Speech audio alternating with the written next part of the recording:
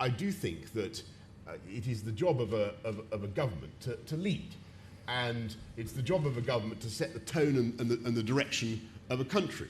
And I think for the last few years, to be perfectly honest, we have radiated an air of slight self-doubt and pessimism and defeatism, which has communicated itself to our friends and partners and needs now to be reversed. So that is my approach. So apart from that, the 2 years that you spent sitting around the cabinet table as Foreign Secretary, I thought we were going to give everybody else a chance. No, we are, but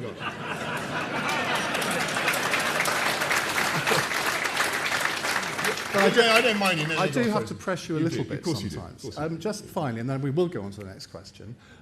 What did you learn from the 2 years around the cabinet table when you were sort of looking at what was happening? You thought, well, if I was sitting in the Prime Minister's seat, I would be doing things in a different way.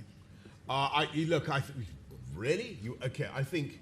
How long have we got? If you're going to have, you've got to have meetings where there's no point in having a meeting that is entirely formulaic and North Korean, and people just sit around the table reciting positions that everybody knows. If you're going to have a discussion with serious senior colleagues, then you've got to allow people to speak their minds, and you've got to have a frank and interesting discussion.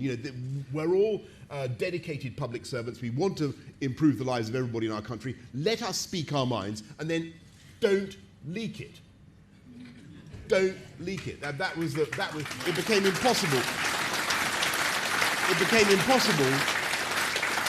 The cabinet was entirely ridiculous because, not entirely, it was a fantastic honour to be there, but I'm afraid it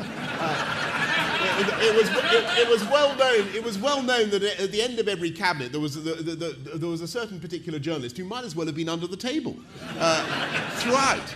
And that is no way to run a government, and I won't have that if I'm lucky enough. So one strike and you're out. Is that what you're saying? Look, what I'm saying is that to build a proper sense of